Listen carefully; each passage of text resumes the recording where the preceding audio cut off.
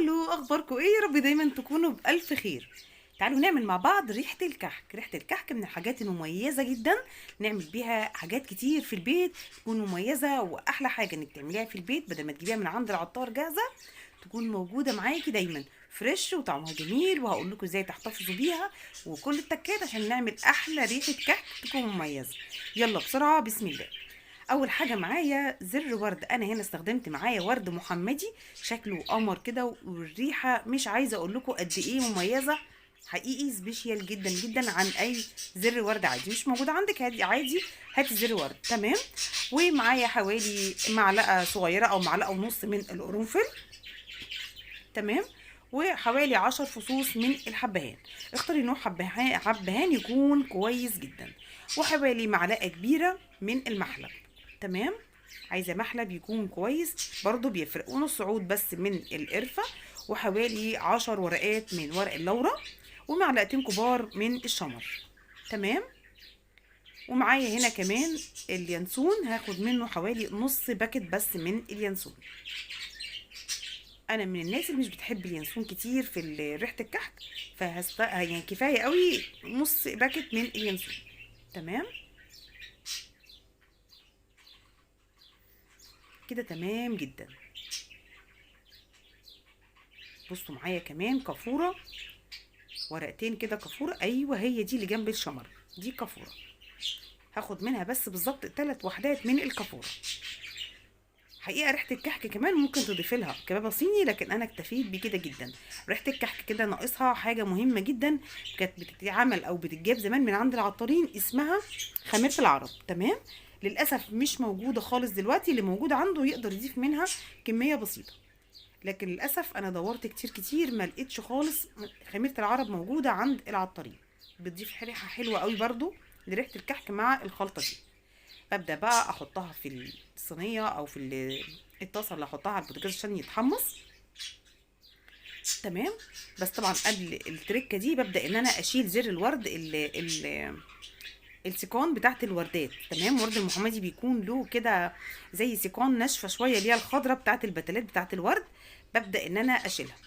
طبعا ممكن يبقى موجود معانا في زر الورد العادي الموجود هنا في مصر، لكن مش هيبقى موجود في الوردات بالشكل ده. نبدا ان احنا ننقيه ونشيله منها، عشان هي بتبقى سيقان ناشفه ملهاش اي لازمه ان هي تكون موجوده معانا في ريحه الكحك.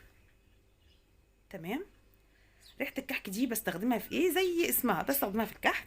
طبعا بكميه معقوله وبكميه مناسبه، هنقولها مع بعض ان شاء الله. وبنستخدمها للقراقيش، بنستخدمها في القرص الطريه. بتدي ريحه حلوه جدا جدا.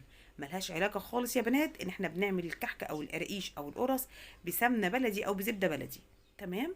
ريحه الكحك حتى لو مع سمنه البلدي، في ناس تقولك لو بتستخدمي سمنه بلدي ما تحطيش ريحه الكحك، ملهاش لازمه، ملهاش علاقه.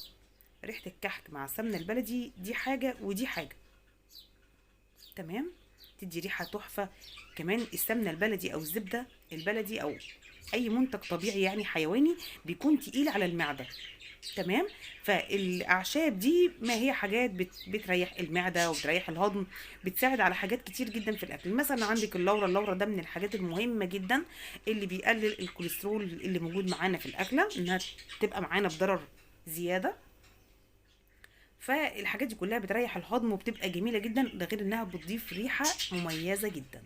ببدا بقى احطها على البوتاجاز كده على نار هاديه خالص، نار هاديه. في الاول ببدا اقلب بايديا لحد ما احس ان ايدي خلاص قدرت انها تستحمل الحراره شويه. ببدا بعد كده اجيب الاسباتشولا، دقيقه واحده او دقيقه ونص بالظبط، وكده خلاص. كل الحكايه ان انا بحاول ان انا اشيل الرطوبه من الاعشاب الموجوده فيها. تمام. عشان لما نيجي نحمصها تطلع كده الزيوت العطريه اللي فيها، والريحه بتاعتها تبقى جميله جدا. عايزه اقول لكم ان المحلب فيه منه انواع. المحلب المستورد هو احسن نوع الحقيقه، او المحلب الابيض. المحلب الابيض بيبقى احسن وافضل كتير كتير من المحلب الاحمر. تمام. زر الورد موجود عند اي عطار عادي جدا، انا حقيقه ما بستغناش عنه، بس انا بستبدله بالورد المحمدي. مش موجود عندي ورد محمدي بجيب عادي خالص زر الورد. تمام.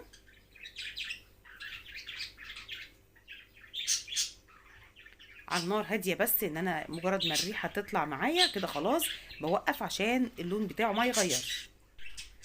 وبعد كده طبعا بنزل بيه في قلب طبق بحيث يبرد شويه قبل ما احطه في الكبه اول ما اطحنه.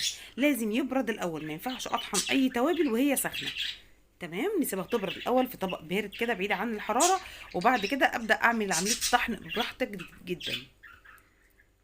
هنا خلاص حطيت كله مع بعضه في قلب المطحنه. تقدري تحتفظي بريحه الكحك في قلب برطمان محكم الغلق، يا اما في باب التلاجة او في الفريزر. في الفريزر ما تستغربوش، عادي جدا. حتى الخميره الباكت اللي هي الخميره الفوريه بحطها في برطمان محكم الغلق في الفريزر، وبطلعها قبل الاستخدام تاخد حراره الغرفه كده خلاص تمام جدا. تمام. هنا معايا طحنت اول كميه معايا من ريحه الكحك. هطحن بقى باقي الكميه وابدا بعد كده بمصفى اصفيها كويس جدا. انا هنا طحنتها والمطحنه مطلعوا لي ناعم قوي زي ما شفتوا حالا، ومع ذلك بجيب مصفى او بمنخل وانخله لحد ما يبقى معايا ناعم جدا، والحبيبات الخشنه بتكون بعيده خالص بستبعدها. تمام. ببدا بعد كده افضي الكميه في برطمان. على فكره انا مش من الناس اللي بحب اعمل خالص ريحه الكحك كميه كبيره، بعمل على قد الاستخدام واعمل اول باول، مش مشكله خالص. بحب احتفظ بيها بصراحة، ريحتها وهي فريش كده بتكون حاجة تانية. طبعا تقدري تضاعفي المقدار وتضاعفي كمية التوابل بتاعت الأعشاب براحتك جدا. تمام.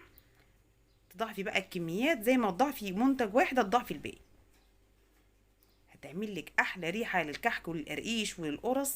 بصوا هتبقى فظيعة فظيعة فظيعة. طبعا هنستخدم منها مش مقدار معلقة صغيرة بس، معلقة شاي صغيرة من ريحة الكحك دي لكل كيلو كحك. تمام.